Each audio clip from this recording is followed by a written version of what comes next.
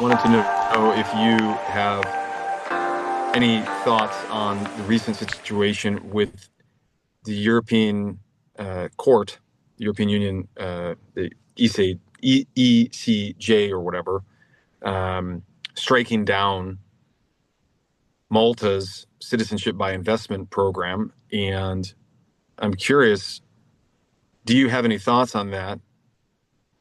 And what do you think Malta should do about this situation?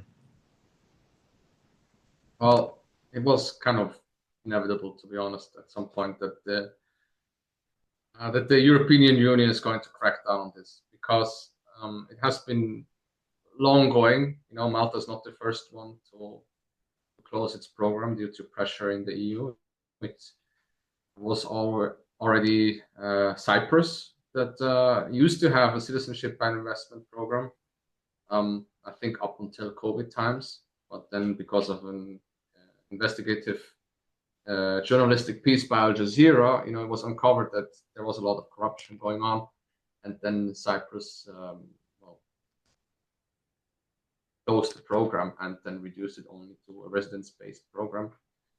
Montenegro also closed its program in 2023 because of pressure from the EU, because they want to align themselves with the EU, potentially join it at some in the future, and so they want to align their values with the European Union. So it doesn't really, it was inevitable at some point, but it was kind of sad for Malta because also they adjusted the program a couple of years back. They had less restrictions. They back in the days, and then I think in 2023 they introduced some more due diligence. The processing time got longer. It got increased from 18 to potentially 36 months of processing times, which is, by the way, you can get naturalized in Spain within 2 years if you get married to a Spanish citizen. So, it's not really an even direct citizenship by investment program. It's a semi-direct investment program. Right, but I was under the impression that Cyprus did not have enough due diligence in place compared to Malta. Again, these are both island nations Yes. in the Mediterranean Sea. And that's what I don't want to misspeak here, but I was under the impression, like you mentioned the Al Jazeera piece a moment ago, that was just kind of highlighting the insufficient due diligence. Whereas I think Malta had a pretty strict program for their citizenship by investment, and that's why I'm still a little bit confused by the whole topic myself. I can go very blunt here. I'm going to tell you something very blunt here. What the ECJ did is absolute bullshit, and I'm going to tell you why, or the reasoning behind why it is bullshit. This is not a kids-friendly show. It's for adults, so I can swear here. When you go through the Malta Citizenship by Investment Program, the only people who are more vetted than the applicants of a citizenship investment program are criminals themselves. These are the only people more vetted, like serious criminals, not like just shoplifting bullshit or whatever, but serious criminals like killers, pedophiles, convicted rapists, etc. These are the only people who are getting more vetted and more looked into than the CBI applicants.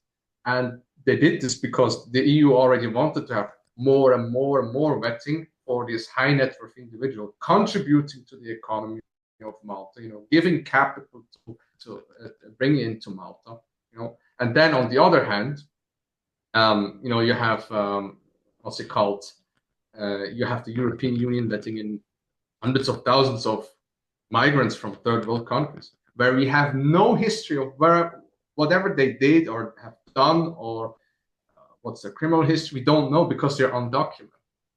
And then the European Union claims that, oh, well, it's not aligned with European values,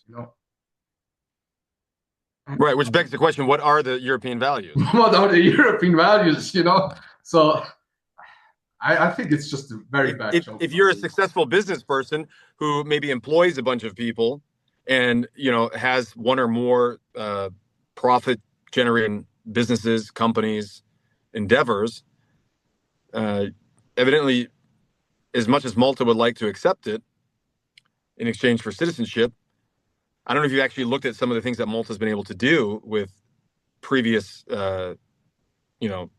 CBI investment funds, but they've done some positive things with it for this, micro state of Malta. I think they've done some worthwhile things with some of that money, and it's just interesting to me. Like, yeah, you mentioned third world countries. Now, I don't necessarily won't go as far as using the term third world. And some people are maybe in some cases legitimate refugees. Some people are more what I call economic opportunists. But needless to say, they are undocumented. What you said, I think, is highly accurate. And whereas the vetting process it's funny because at some we invite people into our countries that have you cannot verify anything because there are no documentations of so. You let them in without problems. You get them into the system, but the people you have done a proper path, who have invested hundreds of thousands, even in the case of Malta, up to like €1.5 million into the economy, you deny them the access to this.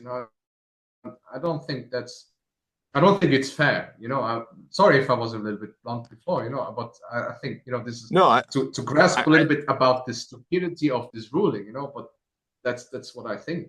Yeah. I don't think you need to apologize for being blunt. That's exactly one of the first things that came to my mind was like letting in a bunch of undocumented people, whether that's in the present day or in previous years, where you have no knowledge of what they're doing or what they did, where they came from, or what they might do where they're at now. Say, pick one of your European Union countries.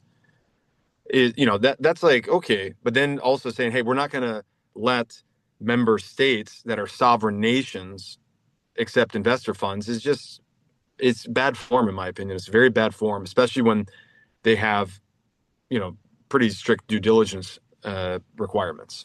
And Cyprus, of course, was the exception there.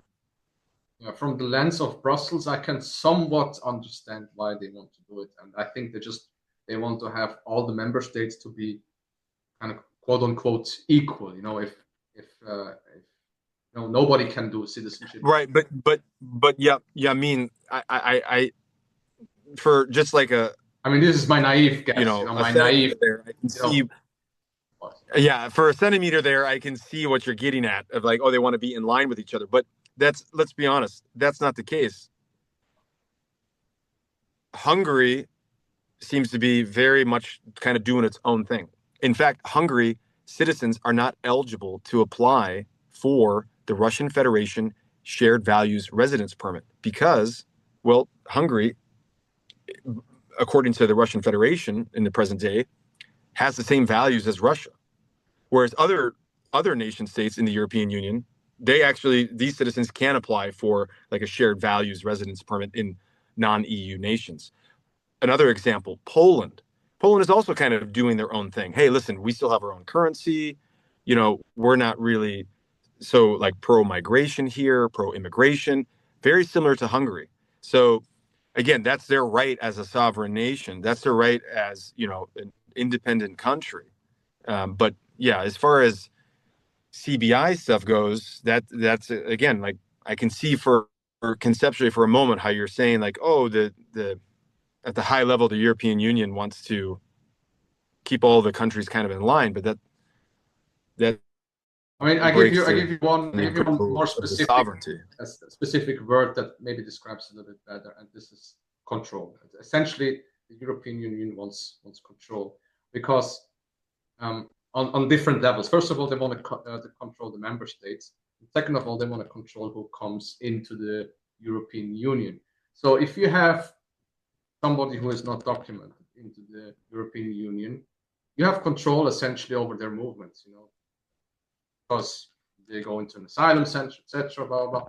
They have a job, they have to register for the job. They have to even tell the government that they are having which job, etc. So they can control this. But you cannot control a high net worth individual who has a European citizenship and then just jet sets all over the place, has his tax residency somewhere, and his his legal or his residence permit and citizenship in other places. You cannot control this sort of people, and that's the sense and the vibe that I'm getting from the European Union, because they don't want people they cannot control, either fiscally or physically or in other terms. Essentially, that's at the end of the day what's happening there, and that's the ruling. I think Malta should And definitely do everything what they can to be able to do this. I'm afraid though that possibly if they want to fight back, even if they kind of succeed, the next program will be even more strict. It will be more time consuming, and at the end of the day, possibly not even competitive anymore in the CBI space. right. Well, I will say that I think your most recent analysis here, these last few paragraphs you gave me, are 100% accurate. They want to control you either fiscally, like you said, or physically. Right of movement, right of where you can reside, because that's of course one of the big benefits of the not just the European Union but the Schengen zone as well, is kind of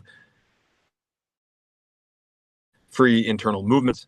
And as a European Union member state citizen, you're allowed to essentially take up residence in other member state countries without much friction.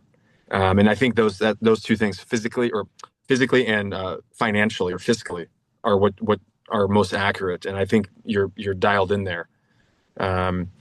My recommendation, of course, for Malta at this point, not knowing all the things that they know, would be to consider putting to a vote leaving the European Union. But again, they probably don't need the investment funds from, say, high net worth individuals as bad as maybe they have in years past, because, well, a lot of people have already taken advantage of the program. So the current citizen base, for example, might be against leaving the European Union, but they're a perfect, case study for future analysis of that, because they don't actually have any land borders as an island nation. Malta and a sovereign state, they don't actually have any land borders, so it would be a good case for leaving. They're also well diversified, so they also have other programs. They have the startup visa program that also exists for Malta. So if non-EU citizens want to open a startup in Malta, they're getting incentivized and getting a residence permit for a couple of years. And so this is one of the avenues that people still can go, and which still exists.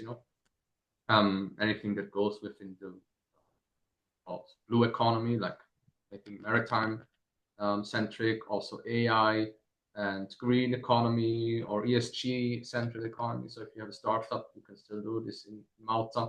There is also the permanent residency program, which they still have, which is like the equivalent of the UK non-dom policy. You can get a permanent residency if you pay a certain amount to Malta, and you don't have to pay taxes anywhere else. You get tax certificate. Yeah. In Malta, and I wanted to permanent residency, but you can never naturalize. So, right. I wanted to ask you about the Malta real estate situation right now, because correct me if I'm wrong on the details, but the real estate residence permit and the citizenship by investment were two distinct programs. Is my memory serving me correctly there? I mean, the CBI program was also a contribution to there was like two tiers of it, one of which was the higher price tier if you want to invest into real estate, and then you get the citizenship by investment. But also there is a residence, as I mentioned before, the residence permit program, where you can actually rent an apartment. You don't even have to buy an apartment. You just have to have a certain value, and it has to be locked for at least 5 years, and then you get the residence permit. Or instead purchase or make an investment into real estate and get the residence permit instead. So Right. I think they will just do this, continue on this route, because it's still lucrative for many people to have this non-dom tax advantage and permanent residency in Malta. You just never get a citizen, you never get the citizenship by that instance.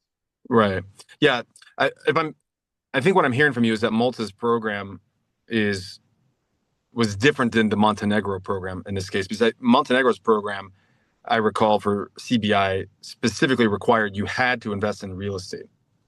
It was a requirement, and it had to be in the north part of Montenegro, closer to the border with Serbia.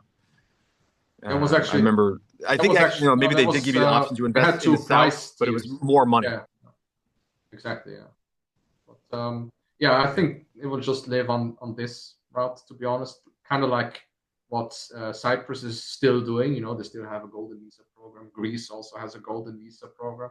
The golden visa program are like a soft version for these countries, and they're not getting as scrutinized because you're not getting flat out the citizenship. It's interesting, because the European Union never kind of touches these programs. Latvia has one, for example, Portugal, Italy. Then there's some unofficial ones in like Germany, Luxembourg, etc., where you can have this. So Malta will probably go just this route, especially since their non-dom tax residence is actually very, very interesting for many people now that the UK doesn't have such a policy. Right. And so for permanent residency programs, though, I'm not aware of any permanent residency programs that allow you to vote in elections. Correct. Yeah. And I think that's an important. I think that's an important thing to mention there, because you said that the European Commission doesn't seem to be against these permanent residence programs, like Malta, for example, or sorry, like Latvia, for example.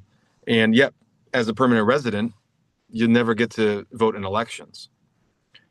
So to me, I see a correlation there. I don't want to accuse anybody of anything, but I do see some. Isn't that interesting? And yeah, I don't think the numbers really that make that much, to sway an election. So again, it's just really about the control of people, what you can do, where you can tax them, where you can pin them down. And high net worth individual or global mobile citizens, you can never pin them down, and that's what the European Union doesn't like. Right. Well, yeah, I mean, I appreciate all your insights on the situation, because it is a very recent development, and they did have a very interesting program. So I congratulate all of you that were able to take advantage of that while it was in place. My hat's off to you. I wanted to ask you about the situation with Kazakhstan, because just a few days ago they have announced a new, very interesting permanent residency program, and I'd like to get your kind of first pass impressions on that, Yamin. Sure. Well, I'm gonna just quickly screen share here. So that's the IMI daily article. Kazakhstan launches US 300,000 golden visa program. So yeah, so Central Asia now has a couple of golden visa programs. Kazakhstan is following the footsteps after Uzbekistan has also launched its golden visa program in earlier in, I think, in April as well. So now for 300,000 US dollar investment in the charter capital of Kazakh companies or in a local publicly traded securities, you can get a valid residence permit for up to 10 years. So yeah, because now Kazakhstan has also understand the value of residency by investment programs, and they want to implement this as well. So the new regulation will be taking effect in May of 10th and start. And Uzbekistan actually will have it on June 1. So there's not not much details around these programs as of now. I mean, 300,000 for a 10 years golden visa program for Kazakhstan. I'm not sure if it's. I mean, there's definitely going to be some parties interested in it, especially like for people who have like troubles with capital control. Even though I'm not sure how capital control or currency control friendly Kazakhstan is. I've heard about Uzbekistan being quite restrictive when it comes to this. So who knows? But it's definitely interesting that there's competition in Central Asia. I really like competition in general because that means prices are going down. Um, People are getting into new destinations. They have more Right. options. And one thing I will say about these two programs that are again, we're still kind of learning what the details will look like here over the coming months. But I will say that when I think about Central Asia, just kind of from a macro analysis perspective, one of the first things that comes out here to my mind is the widening gap between places now. Like Uzbekistan's restricted some of their things. Like they used to give a hassle to tourists that were making videos in certain public places. Like you can't film here and stuff like this. And now they seem to have stopped doing that, which is a nice thing. Again, it's their country; they can set the rules however they like. But being able to make a video as a tourist and for whatever purposes, is a nice thing to be able to do. So I do see that those changes. That was a very positive thing they've done in recent years. But Kazakhstan and Uzbekistan have taken this more open approach, it seems, and these programs are indicative of that. Whereas, when I think about like Tajikistan, Turkmenistan, I think, these are still like very challenging places just to even visit as a tourist.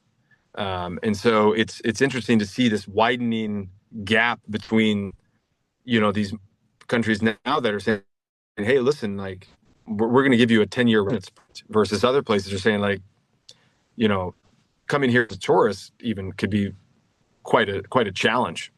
So that's just one of the first things that comes to my mind. So, I mean, yeah, they definitely want to attract capital some way or other. I think it will be very interesting for, like capital control restricted countries to, to set foot I mean, essentially, Kazakhstan is former Soviet republic, or former Soviet Union member state or nation. Apologies if terms are not correct here, but that's what I'm using here. So yes, it's interesting that you can now have this access to it. I'm not sure who is going to really buy into it. I don't think Westerner it's that interesting, to be honest. I mean, unless you want to see, some people are always willing to set a base there, and also again, it's an investment, so it's not lost money. You most of these programs usually how they work is you place money from one side to another side, and in exchange you get a residence permit. That's how most uh, residence-based programs work. Some of the citizenship programs as well. So yeah, I mean, I think competition is going to be interesting in the region. I think it's also up and coming region with the Belt and Road Initiative, because there is some sort of marketing stuff going on with all of these Central Asian countries. I'm not sure if you have noticed, but there is a lot more content on Central Asian countries like Kyrgyzstan, Switzerland.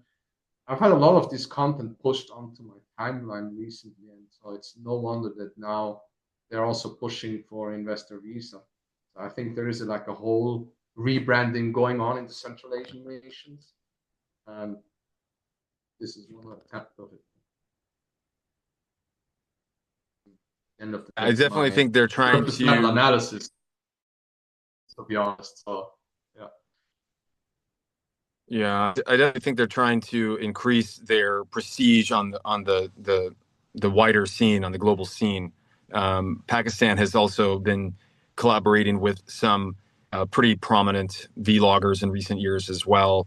Um, Kyrgyzstan is a country that's interested me for a long time, but I definitely think that places like Kazakhstan and Uzbekistan are they've already seen, I think, a lot of high net worth uh, individuals from China establish factories there, or just businesses that are branching out from China. And I think the idea with some of these programs is to now try to pull in some of these thought leaders from other places that are not necessarily just China, because I think that's where a lot of the action in Kazakhstan and Uzbekistan in recent years is actually people that have tried to expatriate from the Russian Federation, either temporarily or permanently. And also, you do see at least some business presence from uh, Chinese business people, Chinese companies. And so I think this is, like you said, a play to maybe get some more people from this kind of quote Western perspective. But yeah, it remains to be seen, how that'll turn out for them. But it's an interesting program nonetheless. Yeah, I think even it might attract Chinese investors as well. Even though you said like the exact that they want to sway away from it, maybe that's also exactly the goal, that they want to attract more Chinese investors for certain Right. Yeah, it's possible. programs. Yeah, I mean, But my data sources might be a little bit off on that as well. I do know that there are some Chinese oriented companies that have already moved some of their manufacturing presence for at least some of their stuff out of China into places like, Uzbekistan or Kazakhstan, for, at least some element of their components for various reasons. It's not widely covered, but yes, maybe they're looking to get more of that, and having, kind of like a flagship golden visa program is a good strategy. So, yeah, I appreciate your insights and your thoughts on this, as this is kind of a breaking development just happened in the last few days. It's a good topic for us to review in the future, Yamin. absolutely, yeah, I want to see, especially like when in June, when you have more information on both programs. Yeah, we can definitely go back on this and do a little bit Absolutely. of an analysis. Absolutely. Well, I think that's a good stopping point for this episode of the Sovereign Lounge. We have Yamin Fauzi here and Round the World Man signing out for now.